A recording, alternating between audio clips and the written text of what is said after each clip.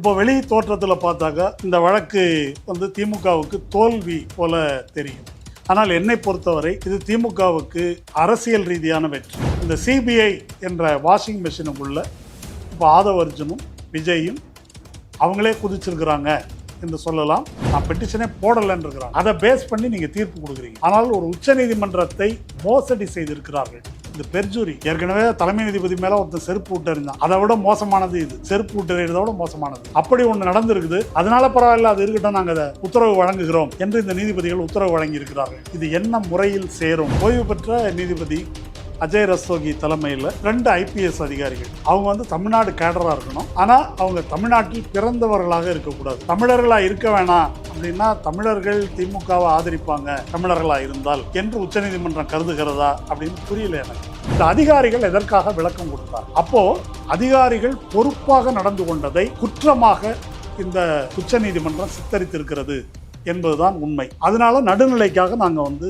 சிபிஐக்கு போடுறோம் அப்படின்னு சொல்லியிருக்கிறாங்க. உச்சநீதிமன்றம் நடுநிலைக்காக நாங்க சிபிஐ போடுறோம் அப்படின்னு சொன்னாக்கா அது சிரிக்கிறதா அழுவுறதான்னு எனக்கு தெரியல. அருணா ஜெகதீசன் ஆணையமும் அதையும் சஸ்பெண்ட் பண்ணிட்டாங்க. அதை எதுக்கு சஸ்பெண்ட் பண்ணணும்? என்கொயரி கமிஷன் அப்படின்றது வேறொரு சட்டத்தின் கீழ் வருவது. அது கிரிமினல் இன்வெஸ்டிகேஷன் கிடையாது. தூத்துக்குடி வழக்குல அருணா ஜெகதீசன் ஆணையம் என்ற ஒரு ஆணையம் அமைக்கப்படவில்லை என்றால் சிபிஐ இன்னைக்கு பண்ணிருக்கிற அயோக்கியத்தனம் வெளியே தெரிஞ்சிருக்காது. வேற யாரும் விசாரிக்க கூடாது, யாரும் பேசக்கூடாது அப்படின்னு வாயை கட்டிடுச்சு உச்சநீதிமன்றம். இது நீதிக்காக அவங்க பண்ணிருக்கிறாங்க அப்படின்னு அவங்க சொல்றாங்க. முழு விசாரணை தமிழ்நாடு அரசு கவுண்டர் அஃபிடவிட் ஃபைல் பண்ணி விசாரிக்காம இறுதி உத்தரவு தர முடியாது. அதன் காரணமா இதுக்கு பேர் இடைக்கால உத்தரவு அப்படின்னு வச்சிருக்கிறாங்க. சப்பானிக்கு கோபாலகிருஷ்ணன் அப்படின்னு பேர் வச்ச மாதிரின்னு வச்சுக்கலாம். ஆதவ அர்ஜுன் விஜயை கொண்டு உங்கள்கிட்ட ஒப்படைக்கிறேன் அப்படின்னு ஏதோ ஒரு டீல் பேசியிருக்காரு போல. டீலை முடிச்சிட்டாரு. அஜித்குமார் மரணத்தில் ஆதவ என்ன பேசினாரு? சிபிஐட்ட கேஸை கொடுத்தா அது ஊர்காப்பானையில போடுற மாதிரி கேஸ அப்படின்னு சொன்னாரு. இப்போ தாவேக்காவை ஊர்காப்பானைக்குள்ள போட்டாச்சு. கேஸா இல்ல, தாவேக்காவை. இப்ப இதை ஊற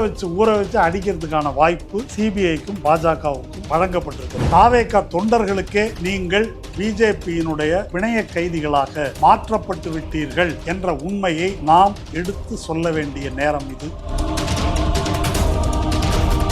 வணக்கம். கரூர் கூட்ட நெரிசல் தொடர்பாக உச்சநீதிமன்றத்தில் முறையிடப்பட்ட வழக்குகளில் நேற்று ஒரு உத்தரவு வந்திருக்குது. அதை இடைக்கால உத்தரவு அப்படின்னு சொல்றாங்க. நீதிமன்றம் அப்படிதான் சொல்லுது. இந்த உத்தரவு என்னை பொறுத்த வரைக்கும் முற்றிலும் எதிர்பாராதது அல்ல, எதிர்பார்த்தது தான் வந்திருக்குது. இதற்கு முன்னாலேயும் பல முறை தமிழ்நாடு தொடர்பான வழக்குகளில் இது நடந்திருக்குது. குறிப்பாக 2G வழக்கில் 1,76,000 கோடி நோஷனல் லாஸ் என்று குற்றஞ்சாட்டப்பட்ட அந்த வழக்கில் எல்லாம் நீதிபதி கங்குலி எந்த விதமான விசாரணையும் இல்லாமல் ராசா அவர்கள் வழங்கிய உரிமங்களை ரத்து செய்து ஒரு உத்தரவு பிறப்பித்தார். ஆனால் அதற்கு பின்னால் அது தொடர்பான விசாரணை எல்லாம் முடிந்து தீர்ப்பு வரும்போது அப்படி எந்த முறைகேடும் நடக்கவில்லை, ஒரு பைசா கூட அதில் ஊழல் நடைபெறவில்லை என்று தீர்ப்பு வந்தது.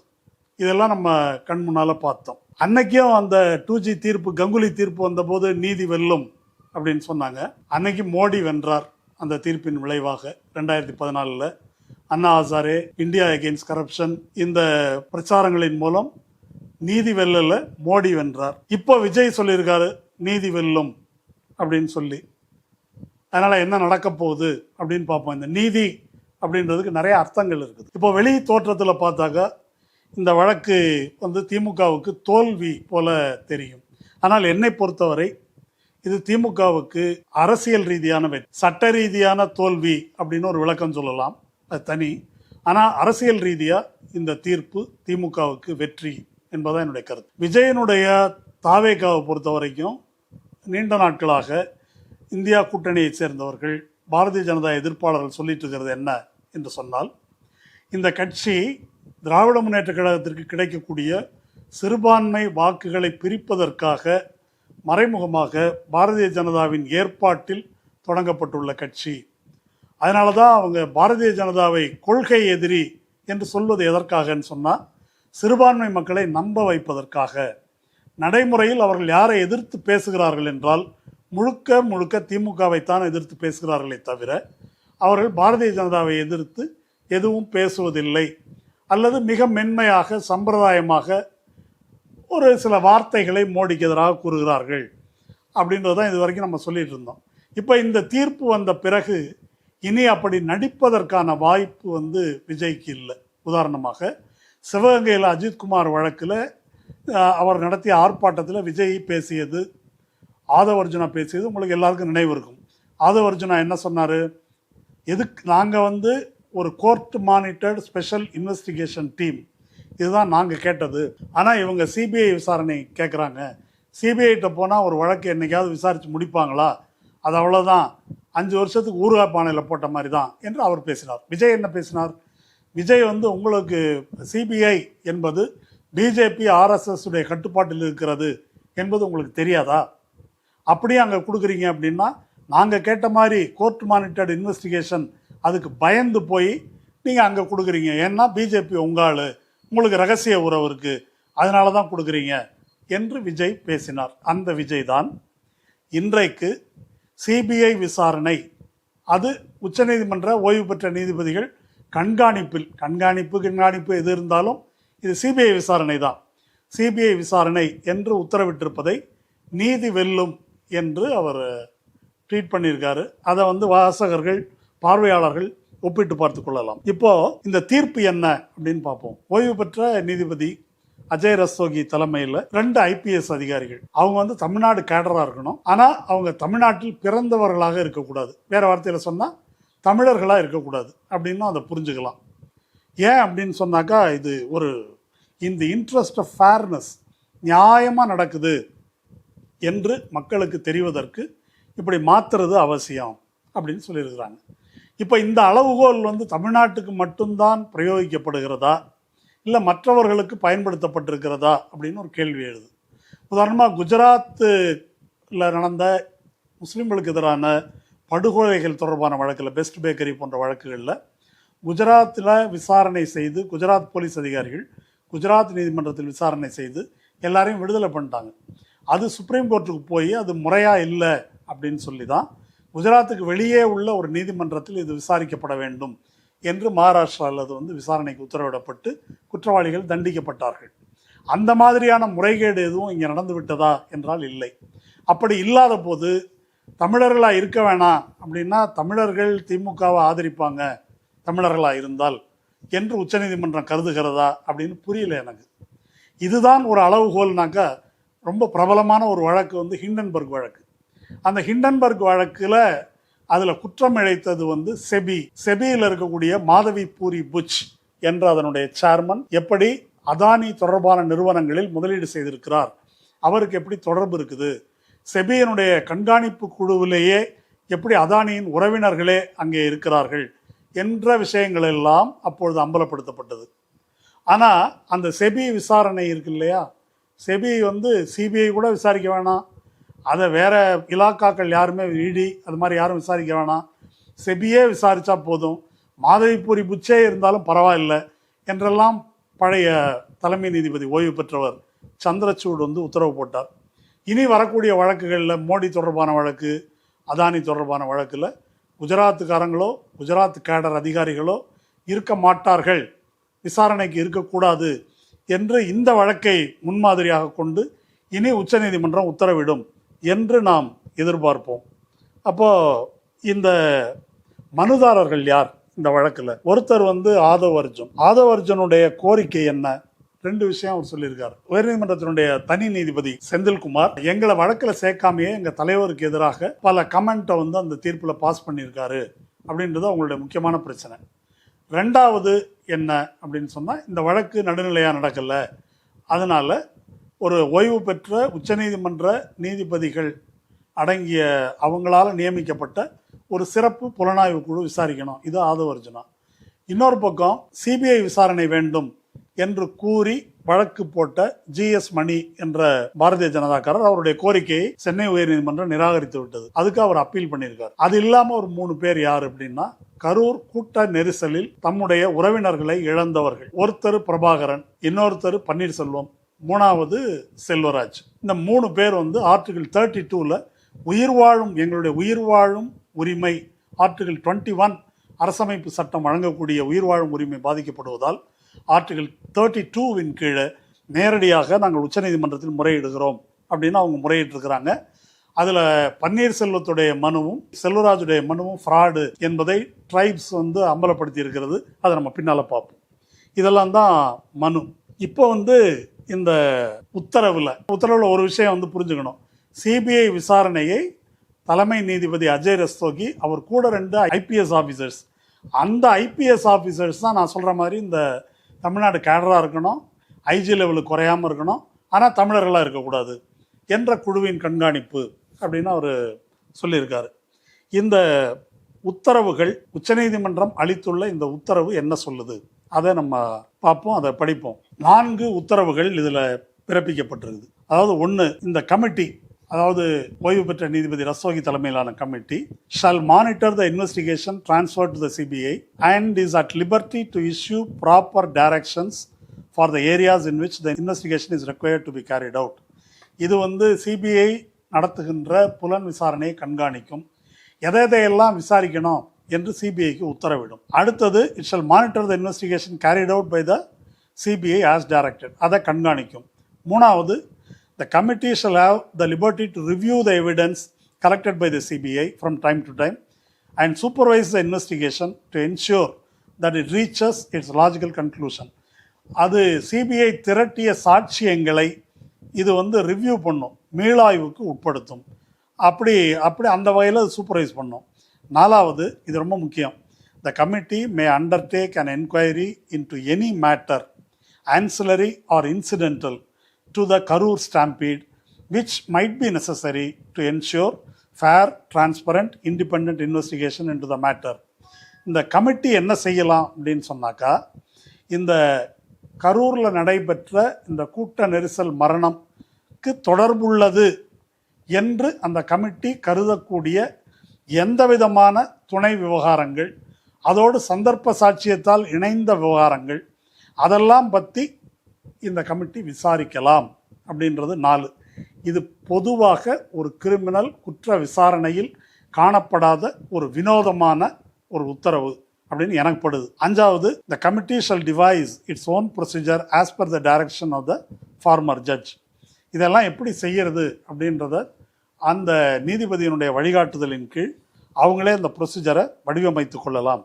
இதுதான் இந்த தீர்ப்பு. இந்த உத்தரவுக்கு எப்படி வந்தடைந்தார்கள், அந்த தீர்ப்பு ஏன் இந்த உத்தரவு போட்டாங்க அப்படின்றது, அதாவது சென்னை உயர்நீதிமன்றத்தினுடைய தீர்ப்புகளில் மதுரை அமர்வில், சென்னை தனி நீதிபதி செந்தில்குமார் கொடுத்த தீர்ப்பில், அப்புறம் தமிழக அரசு தரப்பில் என்ன குறைபாடுகள் இருக்குது என்பதனால் இந்த முடிவுக்கு வந்தாங்க. 1, அந்த நீதிபதி செந்தில்குமார் அவருக்கு முன்னால் இருந்த வழக்கு என்பது ஸ்டாண்டர்ட் ஆப்ரேட்டிங் ப்ரொசீஜர்.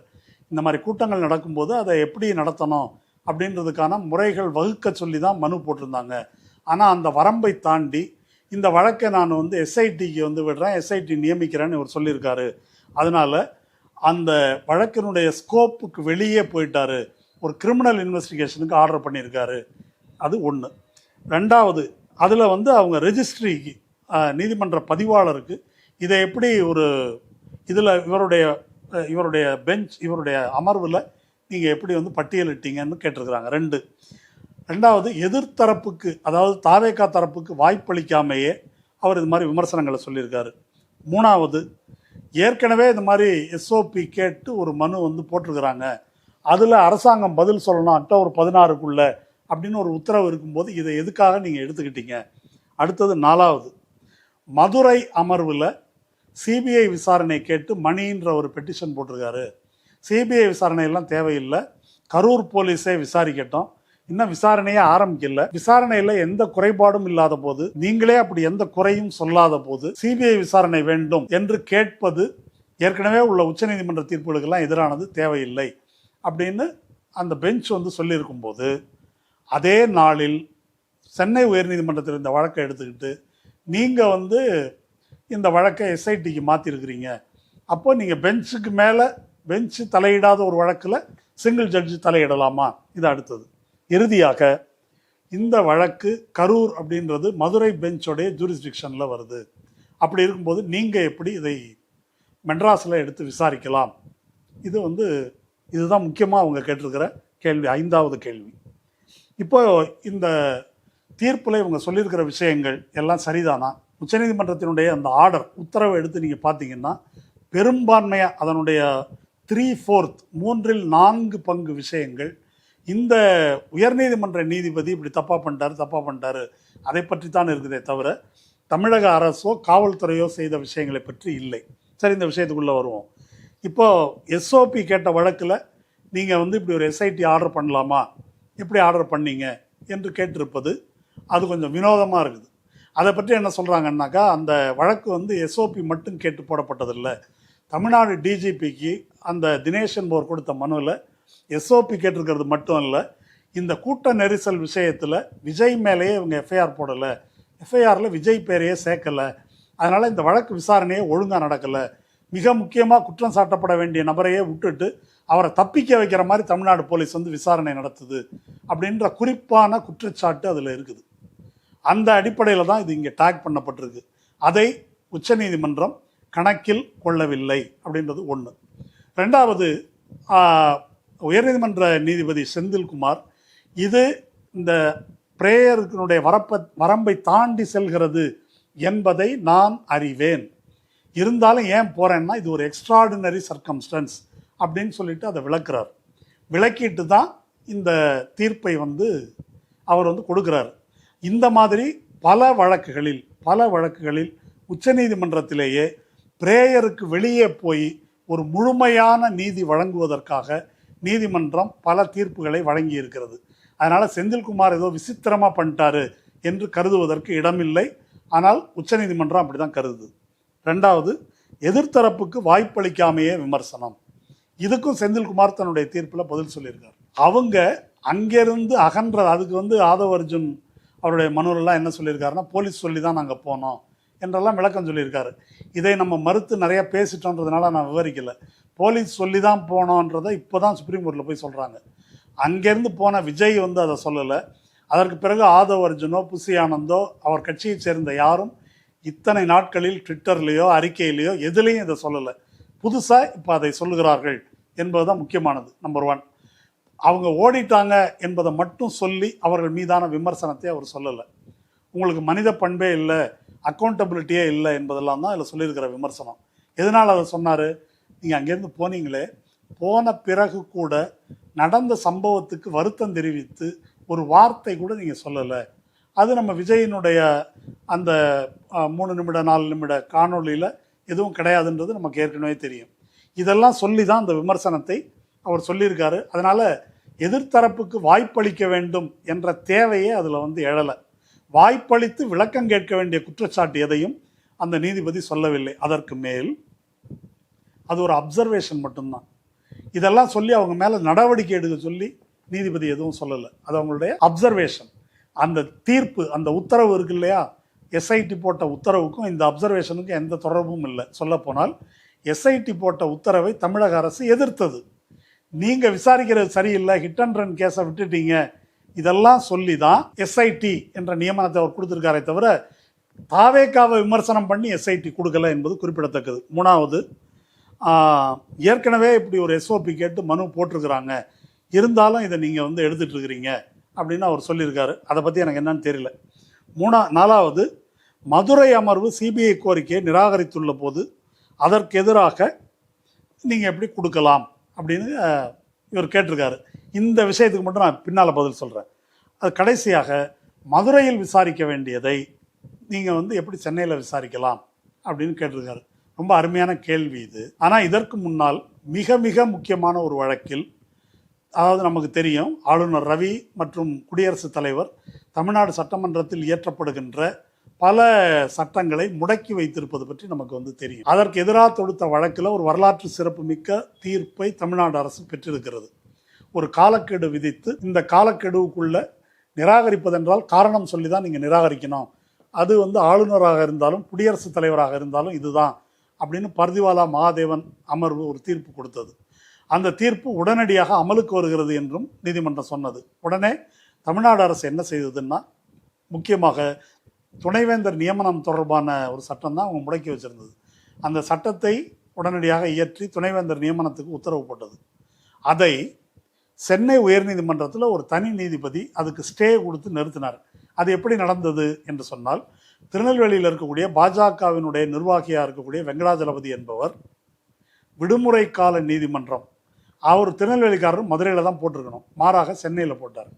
சென்னையில் போட்டு அந்த விடுமுறை கால அமர்வில் இந்த வழக்கை எடுத்து விசாரித்தாங்க.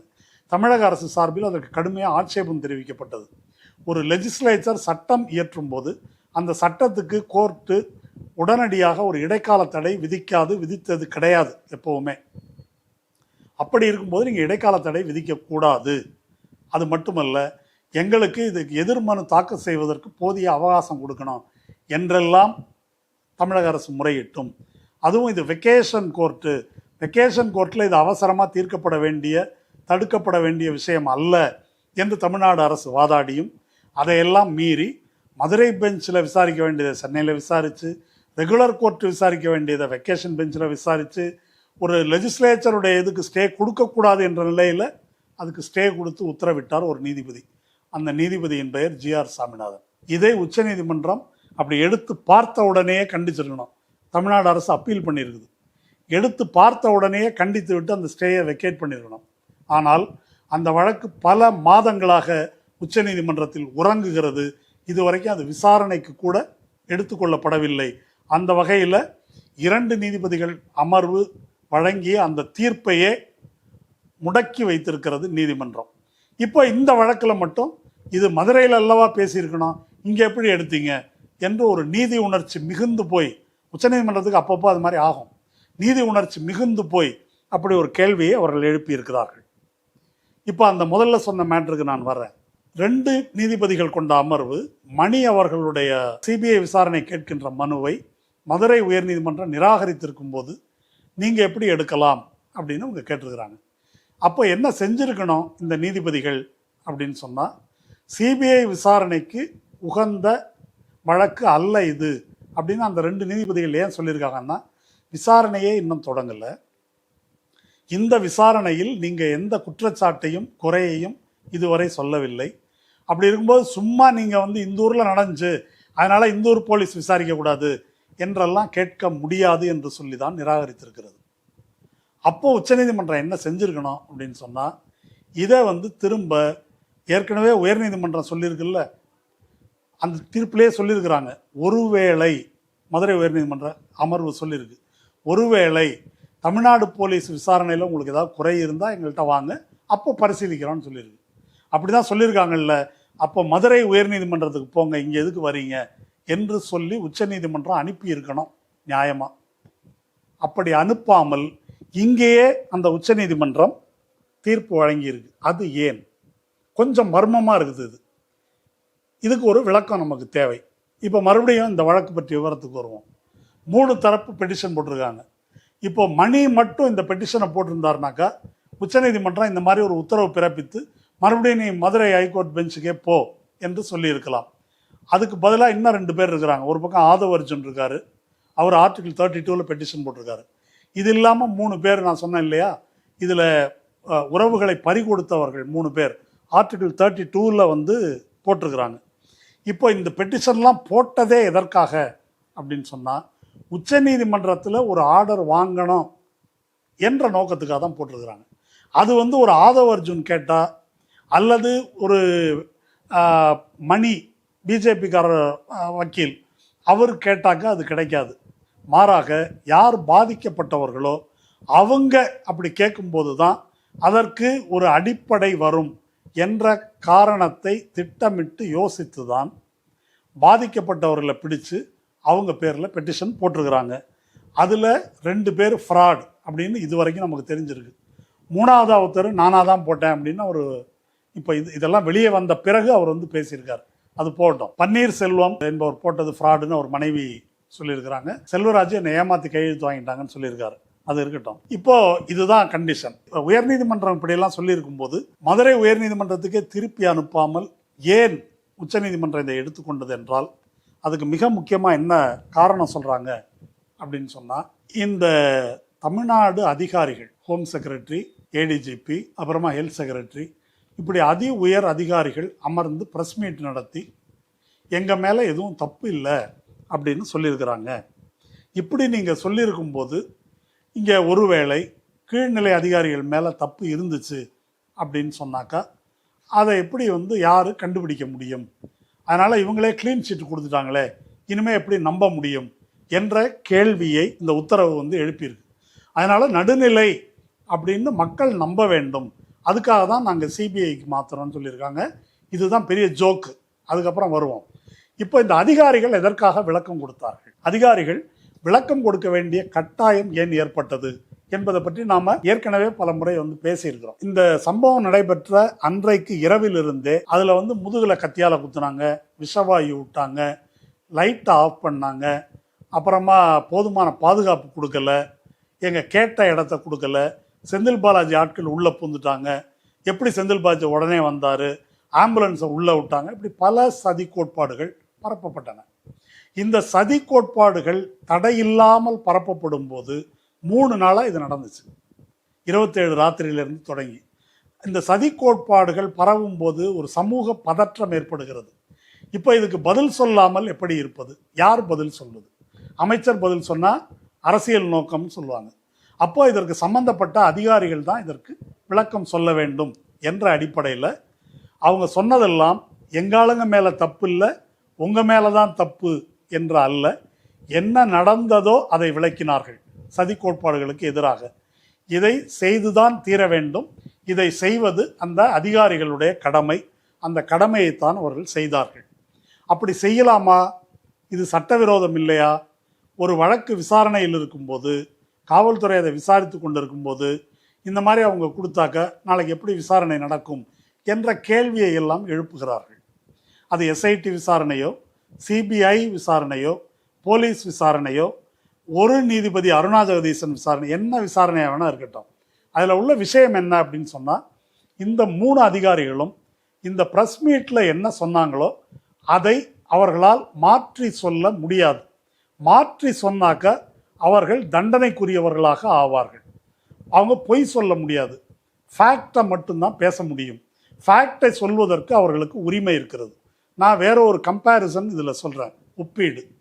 ஸ்டெர்லைட் துப்பாக்கி சூடு நடந்தது மே 22 2018. துப்பாக்கி சூடு நடந்து தீ வைப்பு அது மாதிரி பல சம்பவம் நடக்கும்போது ஊடகங்களில் என்ன பிரச்சாரம் செய்யப்பட்டது என்று சொன்னால், இது வன்முறையில், அந்த போராட்டத்தில் ஈடுபட்டவர்கள் வன்முறையில் ஈடுபட்டார்கள், அந்த கலெக்டர் ஆஃபீஸுக்குள்ளே புகுந்து அப்படியே எல்லாரையும் கொல்ல பார்த்தாங்க, இதெல்லாம் சொன்னாங்க. கலெக்டர் ஆஃபீஸில் இருந்தவர்களை எல்லாம் கொலை செய்வது அவர்கள் திட்டம், மக்கள் அதிகாரம் போன்ற தீவிரவாத அமைப்புகள் அதில் ஈடுபட்டிருந்தாங்க, அதனால தான் துப்பாக்கி சூடு நடைபெற்றது, அதை தடுப்பதற்குத்தான் அப்படின்னு சொல்லி விளக்கம் சொல்லப்பட்டது. இது 22 23 அன்று அருணா ஜெகதீசன் ஆணையம் அமைக்கப்பட்டது. ஆனால் அதற்கு பின்னரும் ஊடகங்களில் இந்த பிரச்சாரம் தொடர்ந்து நடைபெற்று வந்தது. பிரச்சாரம் மட்டும் நடக்கல, நூற்றுக்கணக்கானவர்கள் கைது செய்யப்பட்டார்கள். ஒரே நாளில் அங்கு போராடியவர்கள் மீது ஒரு நாளில், அந்த ஒரு நாளைக்குள்ள மட்டும் ஒரு நபர் மேலே 70 எஃப்ஐஆர் 80 எஃப்ஐஆர் போடப்பட்டது. தேசிய பாதுகாப்பு சட்டத்தில் கைது செய்யப்பட்டார்கள். அங்கே இணைய வழி சேவைகள் எல்லாம் முடக்கப்பட்டது. இப்படி ஏகப்பட்ட அட்டூழியங்கள் நடந்து அது நீதிமன்றத்துக்கு போட்டு நீதிமன்றம் சிபிஐக்கு உத்தரவு கொடுத்தது.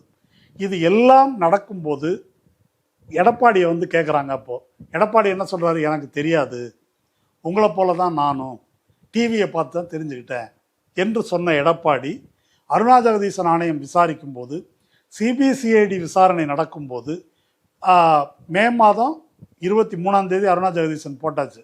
அவர் ஜூன் 1 சொல்கிறாரு, சமூக விரோதிகள் உள்ள நுழைஞ்சு இப்படி கலவரம் பண்ணதுனால தான் துப்பாக்கி சூடு நடத்த வேண்டிய தேவை ஏற்பட்டது, அது தவிர்க்க இயலாத எதிர்வினை அப்படின்னு அவர் பேசினார். இப்போ இதை ஒப்பிட்டு பாருங்க. இதுக்கு பின்னால் அருணா ஜெகதீசன் ஆணையம் இதை விசாரித்த போது எடப்பாடி டிவியை பார்த்து தான் தெரிஞ்சுக்கிட்டேன்னு சொல்கிறாரு. அது உண்மையானு கேட்டபோது என்ன சொல்லியிருக்காங்க அன்றைய தலைமை செயலர் கிரிஜா வைத்தியநாதன்? அது பொய், நாங்கள் நிமிடத்துக்கு நிமிடம் முதல்வருக்கு என்ன நடக்குதுன்னு சொன்னோம். அவங்க மட்டும் சொல்லலை, ஐஜி இன்டெலிஜென்ஸும் அதை வாக்குமூலமாக கொடுத்துருக்காரு. அப்போது அதுதான் உண்மையாக நடந்தது. இப்போ இந்த உண்மையாக நடைபெற்ற இந்த விஷயத்தை அந்த அதிகாரிகள் வெளியே பேசலை. இந்த உண்மையெல்லாம் பரிசீலித்த பிறகுதான் அருணா ஜெகதீசன் ஆணையம் என்ன சொல்லியிருக்குன்னா, இது அன்ப்ரொவோக்டு ஃபயரிங், தேவையே இல்லை. ஃபயரிங் நடந்த பிறகு தான் தீ வைப்பு நடந்திருக்கு, மர்மமான கும்பல்கள் தீ வச்சிருக்குது, அவங்களுடைய வீடியோ பதிவுகள் இருந்தும் அதை உள்ளூர் போலீஸோ சிபிஐயோ பிடிக்க மறுக்கிறார்கள். இதெல்லாம் இந்த ஃபைண்டிங்கில் இருக்குது. சிபிஐ அதை விசாரித்து என்ன செஞ்சிருக்குது, 15 பேரை சுட்டு கொண்டுட்டு ஒரே ஒரு இன்ஸ்பெக்டர் மேலே மட்டும் கேஸை போட்டிருக்கு. வேற மற்றவர்கள் எல்லாம் மக்கள் மேலே கேஸ் போட்டிருக்கிறாங்க. அந்த சார்ஜ் ஷீட்டை நீதிமன்றம் முகத்தில் காரி உமிழ்ந்து சிபிஐ மூஞ்சில விட்டெறிஞ்சிருக்குது. இதுதான் அந்த சிபிஐ வழக்கு விசாரணையினுடைய நிலவரம். இப்போ இந்த அன்றைக்கு கிரிஜா வைத்தியநாதனும் மற்ற அதிகாரிகளும் வந்து என்ன சூழலில் துப்பாக்கி சூடு நடந்தது என்பதை உண்மையாக விளக்கியிருந்தால் அதுதான் பொறுப்புள்ள நடவடிக்கையாக இருந்திருக்கும். ஆனால் அவங்க எல்லாரும் எடப்பாடி பொய் சொல்லும்போது கம்முன்னு இருந்தாங்க. அதுக்கப்புறம் அருணா ஜெகதீசன் கமிஷனில் போய் உண்மையை சொன்னாங்க. உண்மையை சொன்ன பிறகும் இந்த ரிப்போர்ட்லாம் வந்த பிறகு சிபிஐ போயிட்டு எடப்பாடியை விசாரிச்சிருக்கணும், எடப்பாடியை கைது பண்ணியிருக்கணும். கிரிஜா வைத்தியநாதன் இப்படி சொல்லி கிரிஜா வைத்தியநாதனையும் ஐஜி இன்டெலிஜென்ஸையும் விசாரிச்சிருக்கணும். அதெல்லாம் விசாரிச்சாங்களா? சார்ஜ் ஷீட்டில் என்ன இருக்குது? எதுவும் கிடையாது. அப்போது அதிகாரிகள் பொறுப்பாக நடந்து கொண்டதை குற்றமாக இந்த உச்சநீதிமன்றம் சித்தரித்திருக்கிறது என்பதுதான் உண்மை. அதை சொல்லிட்டு அதனால நடுநிலைக்காக நாங்கள் வந்து சிபிஐக்கு போடுறோம் அப்படின்னு சொல்லியிருக்கிறாங்க. சிபிஐ நடுநிலையா? இது கேட்டால் யாராவது சிரிப்பாங்க. பிரஃபுல் பட்டேல்லேருந்து, ஹேமந்தா பிஸ்வாலேருந்து, நம்ம அஜித் பவார்லேருந்து எத்தனை பேர் சிபிஐ வழக்கு இருந்து அவர்கள் பிஜேபியில் போய் சேர்ந்த பிறகு ரத்து செய்யப்பட்டிருக்கிறது என்பதற்கு வெகு நீண்ட பட்டியல் இருக்கு, நிறைய வழக்குகள் இருக்கு. இப்போ நான் சொல்லேன் ஸ்டெர்லைட் வழக்கு, இதுல உண்மைகளை அருணா ஜெகதீசன் ஆணையம் தான் வந்து எடுத்து சொல்லியிருக்கு. சிபிஐ உண்மைகளை மறைத்து இருக்கிறது. என்ன காரணம்? அனில் அகர்வால் மோடிக்கு வேண்டியவர், ஸ்டெர்லைட் மோடிக்கு வேண்டிய கட்சி, எலக்ட்ரல் பாண்ட்ல அதிகபட்சமா நிதி கொடுத்திருப்பவர் அனில் அகர்வால். மோடிக்கு வந்து வரவேற்பு கொடுத்து லண்டன்ல விழா நடத்தியவர் யாருன்னாக்கா அனில் அகர்வால். அப்போ அவரை காப்பாற்றுவதற்கு சிபிஐ வேலை செய்யுது. அன்னைக்கு ஸ்டெர்லைட் போராட்டத்தை எதிர்த்து பேசிய ஒரே ஒரு கட்சி பாரதிய ஜனதா கட்சி. இப்போ இதெல்லாம் பின்புலத்தில் இருக்குது. அதனால உச்சநீதிமன்றம் சிபிஐ நடுநிலைக்காக நாங்கள் சிபிஐ போடுறோம் அப்படின்னு சொன்னாக்கா அது சிரிக்கிறதா அழுவுறதான்னு எனக்கு தெரியல. அதனால் இந்த சிபிஐ என்ற வாஷிங் மிஷினுக்குள்ள இப்போ ஆதவ அர்ஜுனும் விஜயும் அவங்களே குதிச்சிருக்கிறாங்க என்று சொல்லலாம். இல்லை அவங்கள பிடிச்சி கொண்டாந்து பிஜேபி போட்டிருக்குன்னு சொல்லலாம். இந்த உத்தரவை உச்சநீதிமன்றம் என்ன சொல்லுதுன்னா இது ஒரு இடைக்கால உத்தரவுன்னு சொல்லுது. அது மிகப்பெரிய ஜோக். இதில் ஆதவ அர்ஜுனா என்ன கேட்டிருக்கிறாரு அப்படின்னு சொன்னால், எங்களுக்கு ஓய்வு பெற்ற உச்சநீதிமன்ற நீதிபதிகள் தலைமையில் ஒரு எஸ்ஐடி ஃபார்ம் பண்ணணும். இந்த 3 பேர் பெட்டிஷன் போட்டாங்க இல்லையா, செல்வராஜ், பிரபாகரன், பன்னீர்செல்வமும், அதுக்கப்புறம் அந்த மணி பிஜேபி, அவங்க கேட்டது அவர் வந்து பப்ளிக் ஸ்பிரிட்டட் பர்சனா. யார்? இந்த பிஜேபி வக்கீல். இந்த தீர்ப்பில் இந்த உத்தரவில் சுப்ரீம் கோர்ட் சொல்லியிருக்கு. அது இன்னொரு ஜோக். அது அவங்க போட்டிருக்கிறாங்க. அவங்க வந்து சிபிஐ கேட்டு போட்டிருக்கிறாங்க. இப்போ உச்சநீதிமன்றம் என்ன செஞ்சுன்னாக்கா இவங்க 2 பேர் கோரிக்கையும் ஒரே நேரத்தில் நிறைவேற்றிடுச்சு. சிபிஐ விசாரணை, அதை உச்சநீதிமன்ற ஓய்வு பெற்ற நீதிபதி அவர் தலைமையில் உள்ள குழு விசாரிக்கும் அப்படின்னு 2 பேருக்கும் அவங்க என்ன கேட்டாங்களோ அதை வழங்கிவிட்டது. இது வந்து ஆக்சுவலாக ஒரு இறுதி தீர்ப்பு. இது ஒரு இடைக்கால உத்தரவு அப்படின்னு சொன்னாக்க சிரிக்கத்தான் தோன்றுகிறது. இது ஒரு இடைக்கால உத்தரவா? 8 வாரம் தமிழ்நாடு அரசுக்கு வந்து டைம் கொடுத்துருக்குறாங்களாம். அவங்க இதுக்கு வந்து விளக்கம் சொல்லணுமா? இது வந்து இறுதி உத்தரவு இல்லையா? இது இன்னும் பெரிய ஜோக்கு. பிரைமா ஃபேசி எங்களுக்கு பார்வையில் பட்டதிலிருந்து இதை நாங்கள் வந்து சொல்லியிருக்கிறோம். அந்த பிரைமா ஃபேசி பார்வையில் பட்டது என்று அவங்க சொல்லியிருக்கிறதெல்லாம் அந்த கூட்டம் ஏற்கனவே வேற ஒரு கட்சிக்கு ஜனவரி மாதத்தில் கொடுக்க மறுத்த இடத்துல இவங்களுக்கு ஏன் கொடுத்துருக்குறீங்க அப்படின்னு வந்து கேட்டிருக்கிறாங்க. அடுத்தது அனுமதி கொடுத்துட்டு போலீஸ் வந்து அந்த கூட்டத்தை ஒழுங்குபடுத்துவதற்கு போதுமான நடவடிக்கை எடுக்கவில்லை அப்படின்னு ஒன்று சொல்லியிருக்கிறாங்க. அடுத்தது இந்த போஸ்ட்மார்ட்டம் பற்றியெல்லாம் சந்தேகப்பட்டு கேள்வி எழுப்பியிருக்கிறாங்க. இதெல்லாம் தான் பிரைமா ஃபேசி ஒப்பீனியன். முதல் பார்வையில் அவங்க ஏற்படுத்தி அப்புறம் அந்த அதிகாரிகள் எப்படி ப்ரெஸ் மீட் வச்சாங்கன்றது இதெல்லாம் தான் பிரைமா ஃபேசி ஒப்பீனியன். இந்த ஒப்பீனியன் அடிப்படையில் இடைக்கால உத்தரவு கொடுக்கறதுனாக்கா நியாயமாக என்ன செய்யலாம்? இதே அப்படியே எடுத்துக்குவோம். என்ன செய்யலாம்? அஸ்ரா காருக்கு எஸ்ஐடி விசாரணை நடத்துகிறாருல, அதை வந்து நிறுத்தி வைங்க, நாங்கள் சொல்கிற வரைக்கும் விசாரிக்க. 1 வாரமோ 4 நாளோ 5 நாளோ டைம் தமிழ்நாடு அரசுக்கு கவுண்டர் ஃபைல் பண்ணுங்கள். இந்த ஷார்ட் நோட்டீஸில் பதில் போடுங்க. நாங்கள் என்ன நடந்திருக்குன்னு அதை பரிசீலிச்சுட்டு ஒரு தீர்ப்பு நாங்கள் வழங்குகிறோம் என்று தான் சொல்ல முடியும். ஆனால் அஸ்ரா காருக்கு தீர்ப்பு மூட்டை கட்ட சொல்லிட்டாங்க, எல்லாத்தையும் ஹேண்ட் ஓவர் பண்ணணுமா. அதை மட்டும் சொல்லலை, அருணா ஜெகதீசன் ஆணையமும் அதையும் சஸ்பெண்ட் பண்ணிட்டாங்க. அதை எதுக்கு சஸ்பெண்ட் பண்ணணும்? என்கொயரி கமிஷன் அப்படின்றது வேறொரு சட்டத்தின் கீழ் வருவது. அது கிரிமினல் இன்வெஸ்டிகேஷன் கிடையாது. தூத்துக்குடி வழக்கில் அருணா ஜெகதீசன் ஆணையம் என்ற ஒரு ஆணையம் அமைக்கப்படவில்லை என்றால் சிபிஐ இன்னைக்கு பண்ணியிருக்கிற அயோக்கியத்தனம் வந்து வெளியே தெரிஞ்சிருக்காது. அருணா ஜெகதீசன் ரிப்போர்ட்டை கையில் வச்சுட்டு பார்க்கும்போது அது ஒரு சினிமா மாதிரி இருக்குது. அதை வைத்து கொண்டு பார்க்கும்போது தான் சிபிஐ எவ்வளவு பச்சை அயோக்கியத்தனமாக ஒரு விசாரணை நடத்தி பொய்யா ஒரு சார்ஜ் ஷீட் போட்டிருக்கு என்ற உண்மை நமக்கு தெரிய வருது. என்ன குற்றம் நடந்திருக்கிறது என்பது அதிலிருந்து தான் தெரியுது. இப்போ அருணா ஜெகதீசன் விசாரிக்கக்கூடாதுன்ட்டாங்க. விசாரிக்கக்கூடாது அப்படின்னா சிபிஐ மட்டும்தான் விசாரிக்கும், அவங்க சொல்கிறது மட்டும்தான் உண்மை என்று வேற யாரும் விசாரிக்கக்கூடாது, யாரும் பேசக்கூடாது அப்படின்னு வாயை கட்டிடுச்சு உச்சநீதிமன்றம். இது வந்து நீதிக்காக அவங்க பண்ணியிருக்கிறாங்க அப்படின்னு அவங்க சொல்கிறாங்க. அது என்னன்னு நம்ம பார்வையாளர்கள் இதை புரிந்து கொள்ளலாம். அப்படியே அதை அப்படி ஒன்று அஸ்ராகார்கை ஸ்டே பண்ணியிருக்கணும், அது பண்ணல, ஃபைனல் ஆர்டரே கொடுத்துட்டாங்க. இன்னொன்று அருணா ஜெகதீசனை தேவையில்லாமல் யாரும் கேட்காம தானாக போய் செந்தில்குமார் கேட்காம பண்ணிட்டாருன்றாங்க. இவங்க செந்தில்குமாரை போகிற ஒரு 4 பங்கு தாவி இருக்கிறாங்க, எல்லை மீறி அந்த ஸ்கோப்புக்கு வெளியே போய் இந்த தீர்ப்பெல்லாம் கொடுத்துருக்குறாங்க. கொடுத்துட்டு 2 மாதம் டைமா தமிழ்நாடு அரசுக்கு. 2 மாதத்துக்குள்ளே விசாரணையே முடிஞ்சிட்டா என்ன பண்ணுவீங்க? அல்லது 2 மாதத்துக்கு பிறகு நோட்டீஸ் போட்டு அதுக்கு எவ்வளோ வாய்தா போடுவீங்க? நீதிமன்றத்தில் நடக்கிறதெல்லாம் நமக்கு தெரியாதா? அப்போ இது ஃபார் ஆல் ப்ராக்டிக்கல் பர்பஸஸ் அவங்க இது இடைக்கால உத்தரவு என்பதை வேற வழி இல்லை, இதை இறுதி உத்தரவுன்னு சொல்ல முடியாது நீதிபதிகளால்.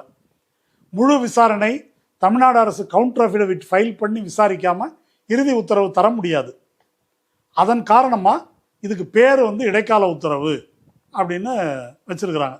சப்பானிக்கு கோபாலகிருஷ்ணன் அப்படின்னு பேர் வச்ச மாதிரின்னு வச்சுக்கலாம். அந்த மாதிரி இதுக்கு வந்து பெயர் வைத்திருக்கிறார்கள் அப்படின்றது தான். இப்போ அடுத்த கேள்வி மிக முக்கியமான கேள்வி. இப்படி ஒரு பாதகமான சட்ட ரீதியாக தமிழ்நாடு அரசுக்கு ஒரு பின்னடைவை ஏற்படுத்தக்கூடிய இப்படி ஒரு உத்தரவு வந்திருக்குது. தமிழ்நாடு அரசு சார்பாக 3 பேர் கூட ஏகப்பட்ட வழக்கறிஞர்கள் இவ்வளோ பேர் அப்பீர் ஆகிருக்கிறாங்களே, இவர்களெல்லாம் என்ன செய்தார்கள் தமிழ்நாடு வக்கீல்லாம் அப்படின்னு ஒரு கேள்வி கேட்டாக்கா உங்களுக்கெல்லாம் புரிகிற மாதிரி சொல்லணும்னா மிக்சர் சாப்பிட்டாங்க அப்படின்னு சொல்லலாம். அதுதான் பண்ணியிருக்கிறாங்க. இந்த சதிக்கோப்பு போஸ்ட்மார்ட்டம் பற்றி கேட்குறாங்க. தமிழ்நாட்டிலேருந்து போன ராகவாச்சாரின்ற வக்கீல் நடுராத்திரி போஸ்ட்மார்ட்டம் பண்ணாங்க, அதிகாலை 4 மணிக்கே ஃபர்ஸ்ட் பாடியை எரிச்சிட்டாங்க என்றெல்லாம் அளந்து விடுறாரு. அது பூரா எது அப்படின்னா இன்ஸ்டாகிராமில் பரப்பப்பட்ட சதி கோட்பாடுகளில் ஒன்று அது.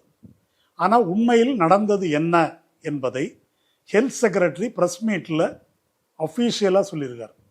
ராத்திரி 2 மணிக்கு நாங்கள் போஸ்ட்மார்ட்டம் ஆரம்பித்தோம், மறுநாள் மாலை 4 மணிக்கு தான் போஸ்ட்மார்ட்டம் முடிஞ்சது. ஏன் நடுராத்திரி ஆரம்பித்தோம்? ராத்திரி பண்ணது தப்புன்னு சொல்கிறாங்க, அப்படி கிடையாது. 2021 நவம்பர் மாதத்தில் சென்ட்ரல் ஹெல்த் மினிஸ்ட்ரியோட சர்க்குலர் இருக்குது, இந்த மாதிரி சந்தர்ப்பங்களில் மாவட்ட ஆட்சியர் அனுமதியோடு இதை செய்யலாம்னு, அப்படி தான் இதை செய்கிறோம். இந்த ஆஸ்பத்திரியில் 3 ஃபாரன்சிக் எக்ஸ்பர்ட் தான் இருக்கிறாங்க, அதனால் 6 மருத்துவக் கல்லூரி மருத்துவமனைகள்லேருந்து 16 ஃபாரன்சிக் எக்ஸ்பர்ட்டை வரவழைச்சிக்கிட்டோம். நேற்று தான் இங்கே சேலத்தில் ஒரு மருத்துவர் மாநாடு நடந்தது, அங்கேருந்து 160 மருத்துவர்களை இங்கே கூட்டின்னு வந்தோம். இங்கே டேபிள் ஏற்கனவே 2 டேபிள் தான் போஸ்ட்மார்ட்டம் டேபிள் இருந்தது, அந்த டேபிள்களின் எண்ணிக்கையை அதிகப்படுத்தணும். அவங்க பாதிக்கப்பட்ட மக்கள் பதற்றத்தில் இருந்தாங்க, பொறுமையாக செஞ்சு 2-3 நாளைக்கு போஸ்ட்மார்ட்டம் பண்ண முடியாது, அதனால தான் இப்படி பண்ணியிருக்கிறோம். போஸ்ட்மார்ட்டம் பூரா வீடியோகிராஃப் பண்ணியிருக்கிறோம், இத்தனையும் சொல்லியிருக்காரு. இது இத்தனையும் இங்கே பரப்பப்பட்ட வதந்திகள் சதி கோட்பாடுகளுக்கு எதிராக பல பேர் நம்ம எல்லா ஊடகங்கள்லையும் பேசியிருக்கிறோம், எழுதியிருக்கிறோம். ஆனால் நம்ம ஊர்லேருந்து போன வக்கீல்கள் இது எதையும் சொல்லலை. இந்த ஜனவரி மாதம் ஒரு கட்சிக்கு வந்து அந்த குறுகலான இடத்துல மறுத்தீங்களாமே, அங்கே இவங்களுக்கு கொடுத்துட்டீங்களேன்னு சொல்லியிருக்காங்க ஆர்டரில். 2 நாள் முன்னால் தான் எடப்பாடிக்கு கொடுத்தோம், அங்கே இவ்வளோ கூட்டம் வந்துச்சு, அப்போ 100 சொச்சம் போலீஸ்காரங்க தான் போட்டோம், இதுக்கு 500 பேர் போட்டிருக்கிறோம். இந்த விளக்கமெல்லாம் ஏடிஜிபி சொல்லியிருக்காரு.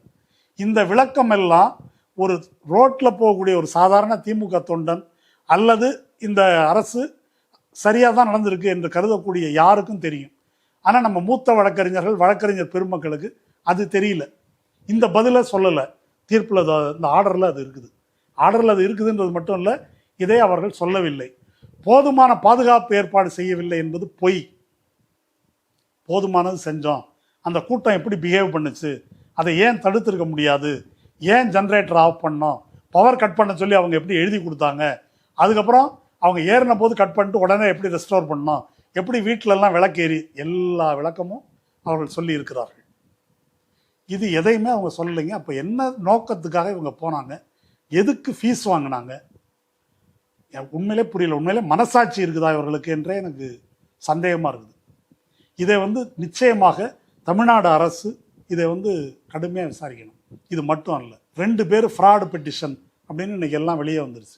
ட்ரைப்ஸ் தொலைக்காட்சி சார்பாக போய் எடுத்துருக்குறாங்க. அங்கே எப்படி பன்னீர்செல்வம் என்பவன் மனைவியும் குழந்தையும் விட்டுட்டு 6 மாதத்தில் ஓடி போயிட்டான், ஒரு 7 வருஷமா 8 வருஷமா ஆளே வரல, வேற யாரோ ஒரு மைனர் பெண்ணை திருமணம் செய்து கொண்டு அது வேற ஒரு வழக்கு இருக்குது, அதனால அந்த பன்னீர்செல்வத்தின் மனைவி ஷர்மிளா ஒரு சிங்கிள் மதர், அந்த ஷர்மிளா என்பவர்கள் அவங்களுடைய சகோதரருடனும் அவங்க அம்மாவுடனும் இருக்கிறாங்க. அவங்க தான் டெய்லர் வேலை பார்த்து அந்த பிள்ளையை காப்பாற்றிருக்கிறாங்க. அந்த பிள்ளை அவங்கள டிவிகேக்காரங்க, அந்த தாவேக்காரங்க வண்டி வச்சு கூட்டின்னு போயிருக்கிறாங்க. அவங்க தானாக வரவில்லை. அப்படி கூட்டின்னு போகப்பட்டவர்கள் தான் அந்த பையன் தான் அங்கே இறந்துருக்கிறான். இவன் செத்த பிறகு அந்த சுடுகாட்டுக்கு மட்டும் தலையை காட்டிட்டு வீட்டுக்கு கூட வராமல் பார்க்காம ஓடி போனவன் இந்த பெட்டிஷனை போட்டிருக்கிறான். எதுக்காக போட்டிருக்கிறான் அப்படின்னா, இந்த காசை அபகரிப்பதற்காக போட்டிருக்கிறான். அந்த பையனோட வயது என்ன என்பது கூட தெரியல, 13 வயசுன்னு அவன் போட்டிருக்கிறான். இதெல்லாம் வீடியோவில் சொல்லியிருக்கிறாங்க. இது 10ஆம் தேதி விசாரணை சுப்ரீம் கோர்ட்டில் நடக்குது. 9ஆம் தேதி மாலை ட்ரைப்ஸ் சேனலில் இது வந்துடுது. உரிய இடங்கள் எல்லாத்துக்கும் தெரியப்படுத்திட்டாங்க. இந்த மாதிரி ஒரு மோசடி நடந்திருக்குங்க, அவங்க சிங்கிள் மதர் சர்டிஃபிகேட்டை கையில் வச்சுருக்கிறாங்க, அதன் காரணமாக அந்த பிள்ளைக்கு பள்ளிக்கூடத்தில் சலுகைகள் எல்லாம் பெறப்பட்டிருக்குது, இவ்வளவு ஆதாரம் இருக்குது, ஃப்ராடு பண்ணியிருக்கான்னு பெட்டிஷன் போட்டாச்சு. வீடியோ யூடியூப்பில் வெளியே வந்துருச்சு, இந்த விவரங்கள்லாம் வெளியிட்டாச்சு. நான் ட்வீட் பண்ணியிருக்கிறேன் எல்லாரையும் டேக் பண்ணி. ஆனால் இந்த விஷயத்தை அன்றே அந்த விசாரணையின் போதே சொல்லியிருக்க முடியும். ஆனால் அது சொல்லப்படவில்லை. இது என்ன மர்மம்னு எனக்கு தெரியல. அடுத்தது செல்வராஜ் அவரை ஏமாற்றி உன் பையனுக்கு வேலை வாங்கி தரேன் அப்படின்னு அதிமுக முன்னாள் ஊராட்சி மன்ற தலைவர் கையெழுத்து வாங்கி அதை பண்ணியிருக்காரு. அது அம்பலமாகுது. அப்போவும் இவர்களிடமிருந்து ஒரு அதிர்ந்து போய் உடனே செயலாற்றணுன்றது இல்லை, அதை போய் சொல்லி தள்ளி அதுக்கப்புறம் தான் இதெல்லாம் வெளியே வருது. அதாவது தமிழ்நாடு அரசு வழக்கறிஞர்கள் முகுல் ரோத்கிக்கோ அபிஷேக் மனு சிங்கிக்கோ எதுவும் தெரியாது. இது மூத்த வழக்கறிஞர் வில்சனுக்கும் கூட போயிருந்த உதவி செய்ய போயிருந்த மற்ற வழக்கறிஞர்களுக்கும் தெரியாதுன்னா அதை என்னால் நம்ப முடியல. இவங்க தான் அவர்களுக்கு எடுத்து சொல்லியிருக்கணும். இந்த கேள்வி எழுப்பும்போது அவங்களுக்கு பதில் சொல்ல தெரியாது தானே, நீங்கள் சொன்னால் தானே தெரியும். அப்போது வாதாடி நம்ம தோத்துருக்கிறோம், நம்ம சரியாக வாதாடிட்டோம், ஆனால் உச்சநீதிமன்றம் இப்படி தீர்ப்பு கொடுத்துருச்சு அப்படின்னு சொன்னாக்கா அது பரவாயில்ல. ஆனால் இங்கே வாதாடாமலேயே தோற்றிருக்கிறோம். இது ரொம்ப அபாயகரமானது. இது சீரியஸாக இது இந்த சதி கோட்பாடுகளுக்கு எதிராக மூச்சை கொடுத்து இப்போ நான் என்ன திமுகவா, பாஜக இங்கே காலூன்ற கூடாது என்ற ஒரே காரணத்துக்காக ஒரு 5 ஆண்டுகளாக 4 ஆண்டுகளுக்கு மேலே இதற்கு எதிராக பேசிகிட்டு இருக்கிறோம், கூட்டம் நடத்திட்டு இருக்கிறோம். இது மாதிரி என்னை போல எண்ணற்றவர்கள், திமுகவில் பதவி பெறாதவர்கள், ஆதாயம் பெறாதவர்கள், எந்த சலுகைக்காகவும் இந்த அரசிடம் கையேந்தி நிற்காதவர்கள் நாங்கள் பேசிகிட்டு இருக்கிறோம். ஆனால் நீங்கள் ஒவ்வொரு பதவிகளை வாங்கி கொண்டு அதிகாரத்தில் அமர்ந்து கொண்டு பொறுப்பே இல்லாமல் நடந்துக்கிட்டால் இதுக்கெல்லாம் என்ன தண்டனைன்னு எனக்கு தெரியல, என்ன நடவடிக்கைன்னு எனக்கு தெரியல. இது முதல் முறை அல்ல. இப்போ திருப்பரங்குன்றம் தீர்ப்பு வந்திருக்குது. 2 ஜட்ஜு 2 தீர்ப்பு கொடுத்தாங்க. ஒன்று அங்கே ஆடு கோழி வெட்டக்கூடாதுன்னு ஸ்ரீமதி தீர்ப்பு, இல்லை அது மரபு தான் நடந்துட்டு இருக்குது தலையிட முடியாது என்று நிஷாபானு தீர்ப்பு. இது ஒரு 3வது நீதிபதி விசாரணைக்கு அனுப்புனாங்க. அந்த 3வது நீதிபதி இப்போ என்ன தீர்ப்பு கொடுத்துருக்காரு, அந்த மலையை சிக்கந்தர் மலை திருப்பரங்குன்றம் மலை 2 பேர்லையும் தான் அழைக்கிறார்கள்னு ஏற்கனவே சொல்லியிருக்குது. கோர்ட் ரெக்கார்ட்லேயே இருக்குது, பிரைவேட் கவுன்சில் ரெக்கார்ட்லேயே இருக்குது. அது திருப்பரங்குன்றம் மலை என்று தான் அழைக்க வேண்டும். இது 1. ஆடு கோழி பலியிடக்கூடாது 2. இது எப்படி வந்துச்சு, போன சந்தனக்கூடு பிரச்சனையின் போது அரசு போலீஸ் உட்கார்ந்து நடத்தின பீஸ் கமிட்டி மீட்டிங்கில் ஹெச்ஆர்என்சியை கூப்பிட்றாங்க. தர்கா ரெப்ரசன்டேட்டிவை வச்சு நடத்தியிருக்க வேண்டியதுக்கு ஹெச்ஆர்என்சியை கூப்பிட்றாங்க. ஹெச்ஆர்என்சி என்ன போடுது, இங்கே ஆடு கோழி பலியிடக்கூடாதுன்னு ஹெச்ஆர்என்சியினுடைய திருப்பரங்குன்றம் கோயிலினுடைய நிர்வாக அதிகாரி அந்த பீஸ் மீட்டிங்கில் சொல்கிறாரு. அதுக்கு முன்னால் மதுரை வீரன் என்ற அந்த ஊர் இன்ஸ்பெக்டர் அங்கே ஆடு கோழி பலியிடுவதற்கு வழக்கம் போல் எடுத்துகிட்டு போன இஸ்லாமியர்களை தடுத்து திருப்பி அனுப்புகிறாரு. இதெல்லாம் சட்ட விரோதமாக நடக்குது. இதை பற்றி எவ்வளவு முறை பேசிவிட்டோம், இருந்தாலும் என்ன நடந்துச்சு, இதான் நடந்துருக்குது. இந்த திருப்பரங்குன்றம் வழக்கில் அதுக்கு பிறகு மூத்த வழக்கறிஞர் சண்முக சுந்தரம் போன்றவர்கள் அப்பியராய் வாதாடுறாங்க. வாதாடும்போது இந்த வழக்குக்கே சம்மந்தம் இல்லாமல் ஒரு வரி, விளக்கு தூணில் கார்த்திகை தீபம் ஏற்றணுன்றது இந்துக்களின் கோரிக்கைன்னு ஹெச்ஆர்என்சி பெட்டிஷனில் இருக்குது. யார் கேட்டாங்க இதை? இது ஹெச்ஆர்என்சி பெட்டிஷனா இந்து முன்னணி பெட்டிஷனா? இது எப்படி நடந்தது? இது அங்கே திருப்பரங்குன்றம் வழக்கு. அர்ச்சகர் வழக்கு ஊத்திச்சு, அனைத்து சாதி அர்ச்சகர் வழக்கு உச்சநீதிமன்றத்தில் போயிட்டு இப்போ 3 பேர் ஆகம கோயில், பிராமணால் கோயில், சூத்திரால் கோயிலை கண்டுபிடிக்கிறதுக்கு ஒரு கமிட்டி போட்டிருக்கு. இப்படி அடுக்கடுக்கான தோல்விகள் மூத்த வழக்கறிஞர்களால் ஏற்படுகின்றன. இது அதனுடைய வரிசையில் இந்த தோல்வி வந்திருக்குது. இப்படி சட்ட ரீதியாக இது தோல்வியாக இருந்தாலும் இது தோல்வியில் ஒரு வெற்றி. தாவேக்காவை பொறுத்த வரைக்கும் இது ஒரு பைரிக் விக்ட்ரி, அதாவது வெற்றியில் ஒரு தோல்வி.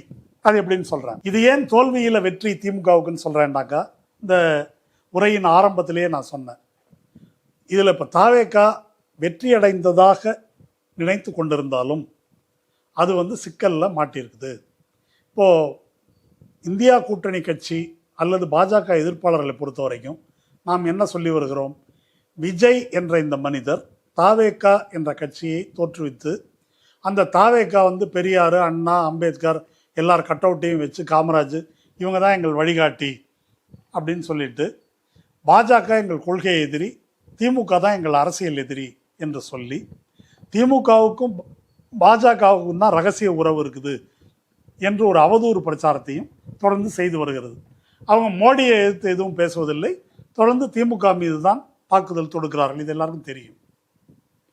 ஏன் இவங்க பாஜகவை கொள்கை எதிரி அப்படின்னு அப்பப்போ சொல்லிக்கிறாங்க?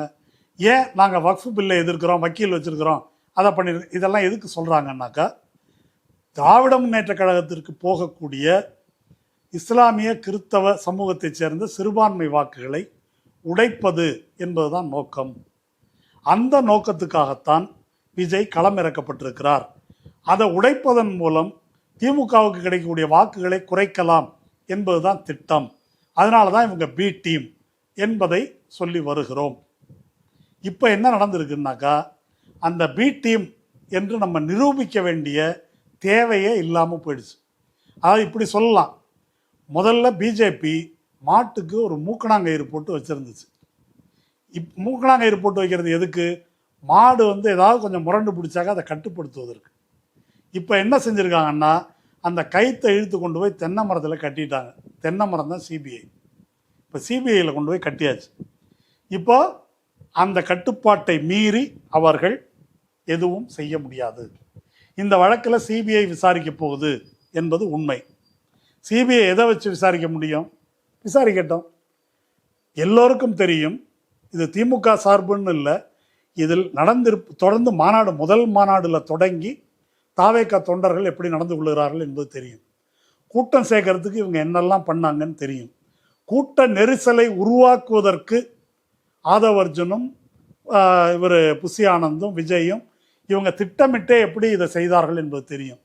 எப்படி முறைகேடாக ரோட் ஷோ நடத்தினாங்க, நாமக்கல்லே என்ன நடந்தது, எல்லாத்துக்கும் வீடியோ ஆதாரம் இருக்கு. 50 மீட்டருக்கு முன்னாலேயே நிறுத்தாமல் இவங்க வந்ததுனால தான் இது நடந்ததுன்னு தெரியும். விஜய் பேசும்போதே சாவுகள் நடந்ததற்கு வீடியோ ஆதாரம் இருக்கு. அதனால் அதிகாரிகள் தரப்பிலோ அல்லது உயரதிகாரிகள் தரப்பிலோ அல்லது திமுக அரசு தரப்பிலோ இதில் கவலைப்படுவதற்கோ அஞ்சுவதற்கோ எதுவுமே கிடையாது. சொல்லப்போனால் பழம் நழுவி பாலில் விழுந்தது, அதுவும் நழுவி வாயில் விழுந்தது என்பது போல தாவேக்கா பாஜக வாயில் விழுந்துருக்கு. இப்போ சிபிஐ எல்லாரையும் விசாரிக்கலாம். செந்தில் பாலாஜியை விசாரிக்கலாம், போலீஸ் அதிகாரியை விசாரிக்கலாம், யாரை வேணால் விசாரிக்கலாம். விசாரிக்கட்டும். செந்தில் பாலாஜியை விசாரித்து நீங்கள் என்ன பண்ண முடியும்? பார்ப்போமே, அதை விசாரிக்கட்டும். விசாரிக்க முடியும் எல்லாரையும்.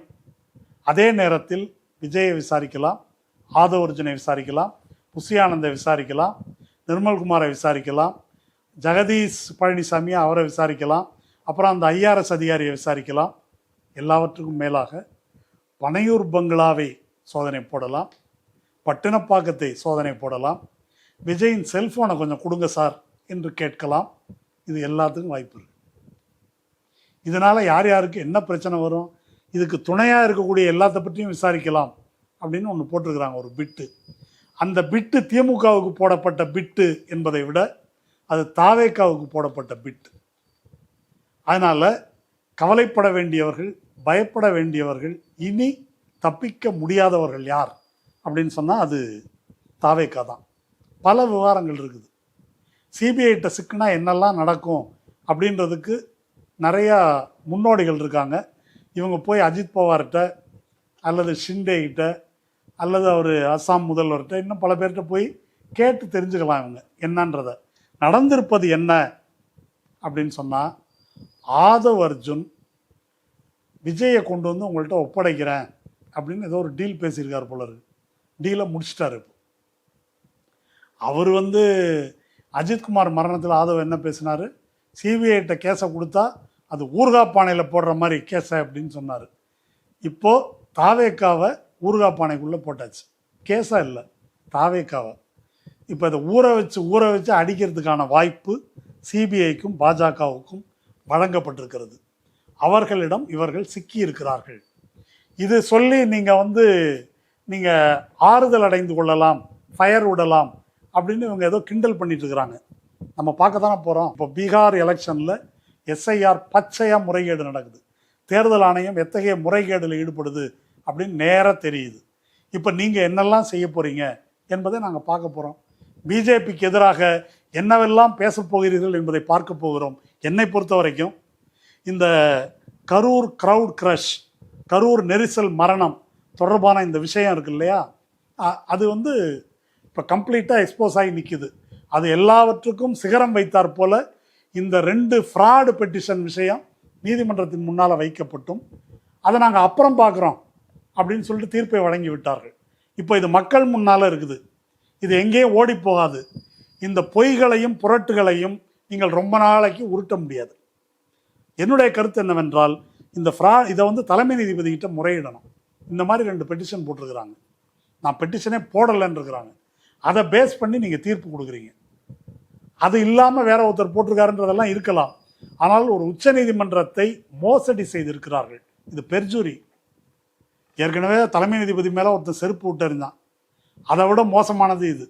செருப்பு விட்டறிறதை விட மோசமானது. அப்படி ஒன்று நடந்திருக்குது. அதனால பரவாயில்ல, அது இருக்கட்டும், நாங்கள் அதை உத்தரவு வழங்குகிறோம் என்று இந்த நீதிபதிகள் உத்தரவு வழங்கியிருக்கிறார்கள். இது என்ன முறையில் சேரும் என்ற கேள்வியை தலைமை நீதிபதியிடம் எழுப்ப வேண்டும். தீர்வு கிடைக்குதா இல்லையா என்பது அப்புறம். இது நம்பர் 1. நம்பர் 2, இப்போ இந்த முடிவுக்கு பிறகு தமிழ்நாட்டு அரசியல் தெளிவாக 2 முகாம்களாக பிரிந்து விட்டது. ஒன்று பாஜக ஆதரவு முகாம், இன்னொன்று பாஜக எதிர்ப்பு முகாம். இப்போ எடப்பாடிக்கு பயங்கர சந்தோஷம். வாங்க அப்படின்னு சொல்லி இப்போ பக்கத்தில் அமித்ஷா விட்டு வாசலில் போட்டிருக்கிற பெஞ்சில் விஜயை பக்கத்தில் உட்கார வச்சுக்குவார். இனி விஜய் கூப்பிட்ட போதெல்லாம் எடப்பாடி மாதிரி அங்கே போயிட்டு வரணும். செங்கோட்டையன், எடப்பாடி இவங்கெல்லாம் தனித்தனியாக கூப்பிட்றாங்க இல்லையா, அந்த மாதிரி இனி ஆதவ் அர்ஜுன், விஜய், புஷி ஆனந்தெல்லாம் தனித்தனியாக கூப்பிடுவாங்க. இவங்க எதுக்காக இப்போ தலைமறைவானாங்க அதை கொஞ்சம் யோசிச்சு பாருங்களேன். இப்போது இவங்க அத்தனை பேரும் எதுக்கு தலைமறைவானாங்க? இவங்க யாரையும் கைது பண்ணல, ஜெயிலில் போட்டு ஏதாவது பண்ணிடுவாங்களா? அதெல்லாம் இல்லை. ஒருவேளை கைது பண்ணால் அடுத்த நாளே பெயில் கொடுத்துருவாங்க, ஒரு பிரச்சனையும் இல்லை. ஏன் தலைமறைவானார்கள் என்றால், இவர்கள் எஸ்ஐடி அஸ்ரா கார்கனுடைய விசாரணைக்கு கூப்பிட்டு என்ன திட்டம் போட்டீங்க, நாமக்கலுக்கு எப்போ வந்தீங்க, ஏன் உங்கள் தலைவர் காலையில் 8:45 கிளம்புனாரு, ஏன் லேட் ஆச்சு, எதுக்கு ரோட் ஷோ நடத்துனீங்க, 50 மீட்டர் முன்னாலே நிறுத்தாததுக்கு யார் காரணம், பஸ்ஸுக்குள்ளே இருந்தீங்களே உங்களுக்கு இதெல்லாம் தெரியாதா, செத்ததை, இந்த கேள்விக்கெல்லாம் பதில் சொல்ல வேண்டியிருக்கும். தனித்தனியாக ஒவ்வொருத்தரையும் விசாரிப்பாங்க. பதில் சொல்லி அது ரெக்கார்ட் ஆகிட்டா மாட்டிக்குவோம் என்பதனால அஸ்ரா கார்கிடமிருந்து தப்பிக்கிறதுக்கு தான் அவர்கள் தலைமறைவாக இருந்தார்கள். ஜெயிலில் வச்சு இவங்களை ஏதோ கொடுமை பண்ணுவாங்க, டார்ச்சர், அதெல்லாம் கிடையாது. இப்போது சிபிஐ இந்த கேள்வியெல்லாம் கேட்கும். கேட்டு தனித்தனியாக எழுதி வச்சுக்குவாங்க. வச்சுக்கிட்டு அப்புறம் என்ன சொல்கிறீங்க அப்படின்னு கேட்பாங்க. அந்த கேள்விக்கு அவர்கள் பதில் சொல்ல வேண்டியிருக்கும். இது திமுகவும் சரி, இந்தியா கூட்டணி கட்சியும் சரி, எப்படி இருந்தாலும் சந்திக்க வேண்டிய ஒரு பிரச்சனை. மறைமுகமாக இல்லை இல்லை என்று நடித்து கொண்டிருந்த ஒரு கட்சி இன்று முழு நிர்வாணமாக அம்பலமாகி நிற்கிறது. தாவேகா தொண்டர்களுக்கே நீங்கள் பிஜேபியினுடைய கையாட்களாக அல்லது பிணைய கைதிகளாக மாற்றப்பட்டு விட்டீர்கள் என்ற உண்மையை நாம் எடுத்து சொல்ல வேண்டிய நேரம் இது. அதை சொல்லுவோம். தாவேகா கட்சியைச் சேர்ந்த தொண்டர்கள் தான் முடிவு செய்யணும். நம்ம தமிழ்நாட்டின் பக்கம் நிற்பதா அல்லது தமிழ்நாட்டின் எதிரிகளாக செயல்படும் மோடி அரசின் பக்கம் நிற்பதா என்பதை அவங்க முடிவு பண்ணணும். இப்போ விஜய் மோடி பக்கம் போயிட்டாரு. இது மறைக்க முடியாத உண்மை. இனி ஒவ்வொரு நாளும் இந்த உண்மை பளிச்சென்று தெரிய வரும். அதை நாம் பார்க்கத்தான் போகிறோம். இந்த உண்மையை அம்பலப்படுத்துவது மட்டும்தான் இனி நம் முன்னால் இருக்கின்ற கடமை. நன்றி.